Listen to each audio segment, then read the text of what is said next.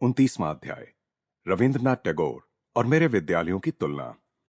रविंद्रनाथ टैगोर ने हम लोगों को आत्माभिव्यक्ति के एक स्वाभाविक रूप में पक्षियों की भांति सहज ढंग से गीत गाना सिखाया। एक दिन प्रातःकाल जब मैंने रांची के अपने विद्यालय के एक 14 वर्षीय छात्र भोलानाथ के सुरीले गायन की प्रशंसा की तो उसने यह बात बताई। बीच बीच में वह गाता ही रहता था, चाहे उसे कोई गाने के लिए कहे या ना कहे, बस सुरीली तानों की झड़ी लगा देता था। मेरे विद्यालय में आने से पहले वह रविंद्रनाथ टैगोर के बोलपुर स्थित सुप्रसिद्ध शांति निकेतन विद्यालय का छात्र रहा था। मैंने उससे कहा, रविंद्रनाथ के गीत बचपन से मेरे होठों पर रहे हैं।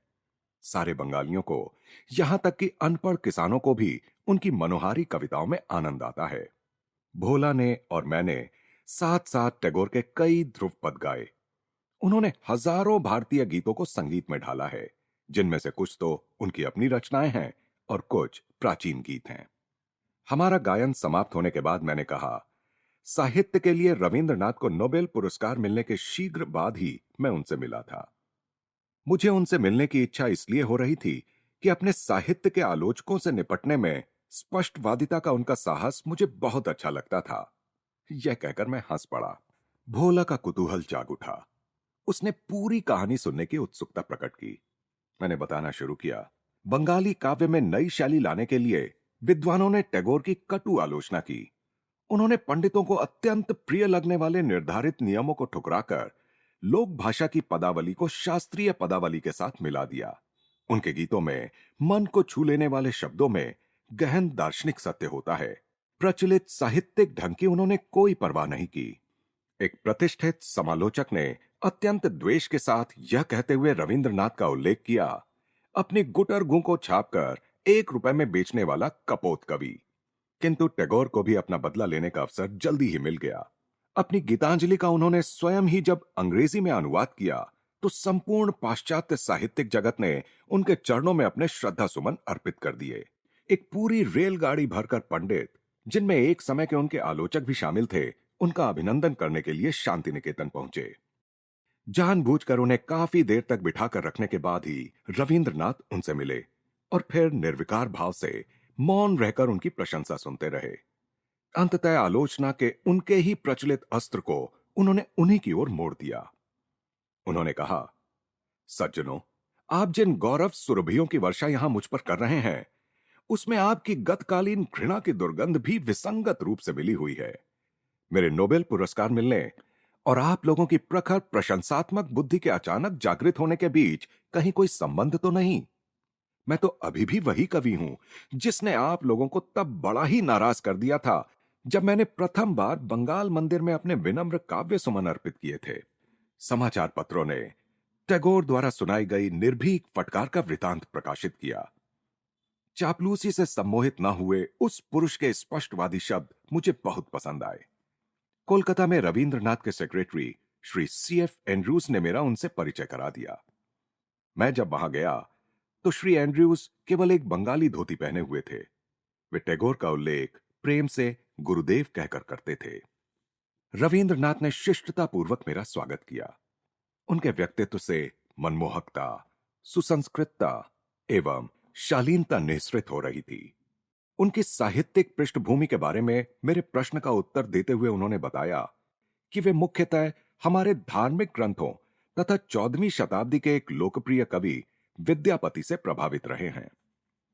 इन स्मृतियों से आह्लादित होकर मैं एक पुराने बंगाली गीत की टैगोर द्वारा की गई पुनः प्रस्तुति, अमारे घरे आपनार करे दृढ़ दीप खानी ज्वालो, यानी मेरी कुटिया में अपने कर कमल से प्रेम का अपना दीप जला दो, को गाने लगा।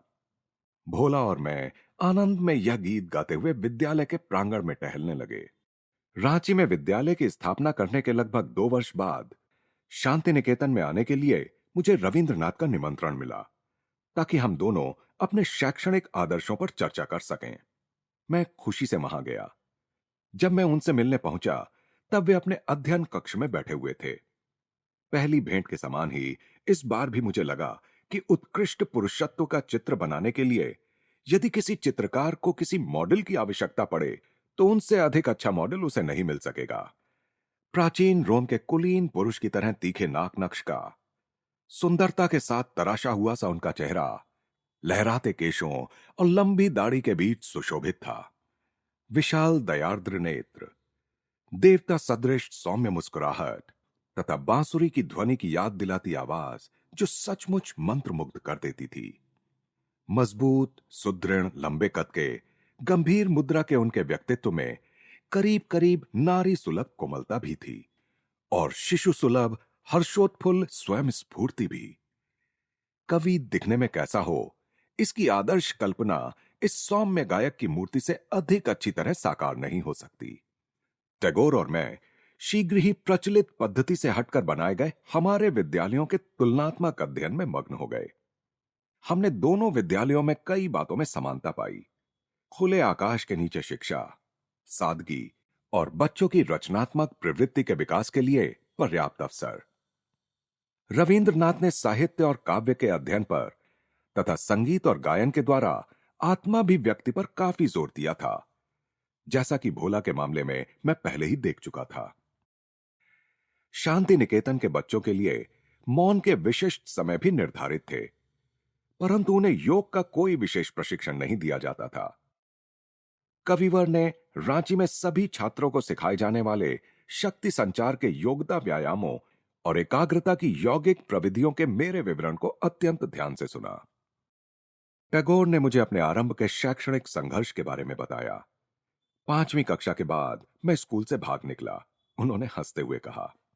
स्कूली कक्षा के नीरस अनुशासनात्मक वातावरण में उनके जन्मजात कवि हृदय की कोमलता को कैसे झटके लगते होंगे, इसे मैं आसानी से समझ सकता था।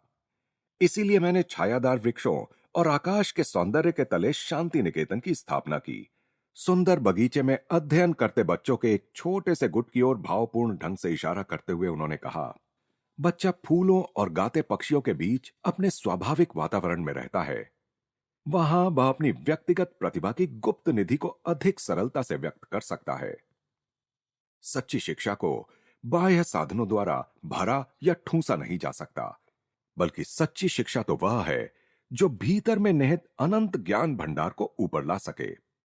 मैंने उनके साथ सहमति प्रकट की और कहा, साधारण विद्यालयों में बच्चों को आंकड़ों और ऐतिहासिक कालक्रम के अनन्य आहार पर रखकर उनकी आदर्शवादी और वीर पूजात्मक नैसर्गिक प्रवृत्तियों को भूखों मार दिया जाता है।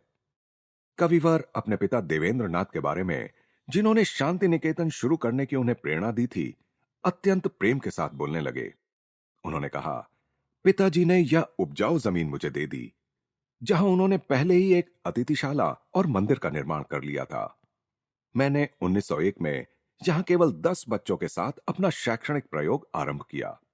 नोबेल पुरस्कार के साथ जो 8,000 पाउंड मिले, वह सब विद्यालय पर ही खर्च हो गए। दूर दूर तक महर्षि के नाम से विख्यात देवेंद्रनाथ टैगोर अत्यंत अद्भुत व्यक्ति थे, जैसा कि उनकी ऑटोबायोग्राफी से पता चलता है।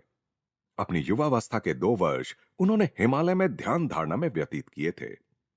उनके पिताजी द्वारकानाथ टैगोर भी पूरे बंगाल में जनहितार्थ दान धर्म के लिए विख्यात थे। इस गौरवशाली वंश वृक्ष से अनेक प्रतिभाशाली व्यक्तियों का पूरा परिवार ही पैदा हुआ है। केवल अकेले रविंद्रनाथ ही नहीं, बल्कि उनके सभी सगे संबंधियों ने रचनात्मक अभिव्यक्ति में विशिष्टता दिखाई है। उनके भतीजे गगनेंद्र और अवनींद्र भारत के शीर्षस्थ चित्रकारों में थे।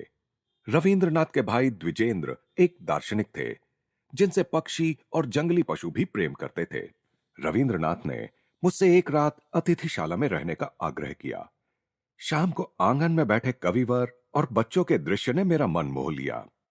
मैं अतीत काल में पहुंच गया। मेरे सामने प्रस्तुत दृश्य प्राचीन काल के किसी आश्रम की तरह लग रहा था। आनंद में विभोर गायक और उसके चारों ओर बैठे उसके भक्तजन सभी दिव्य प्रेम के प्रभा मंडल से घिरे हुए। टैगोर मित्रता की प्रत्येक गांठ मनोमाधुर्य के धागे से बांधते थे। वे कभी भी अपनी बात पर जोर नहीं देते थे, एक दुर्निवार्य आकर्षण शक्ति से खींचकर हृदय जीत लेते थे। ईश्वर के उद्यान में खिला हुआ काव्य का यह दुर्लभ पुष्प दूसरों को एक नैसर्गिक सुगंध से आकर्षित कर लेता था। अपनी मधुर आवाज में रविंद्रनाथ ने हमें अपनी कुछ अति उत्कृष्ट नवरचित कविताएं पढ़कर सुनाई। अपने विद्यार्थियों को आनंद देने के लिए रचे गए उनके अधिकांश गीतों एवं नाटकों की रचना उन्होंने शांति निकेतन में ही की। मेरी दृष्टि में उनके पद्यों की सुंदरता इसमें है कि लगभग प्रत्येक छंद में ईश्वर के नाम का उल्लेख किए बिना ईश्वर का जिक्र करने की उनकी अद्भुत कला उनमें प्रकट होती है।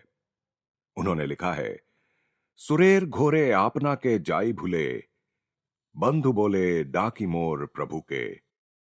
अर्थात गाने के आनंद में मैं अपने को इतना भूल जाता हूं कि आपको भी मित्र कहने लगता हूं, जो मेरे प्रभु हैं।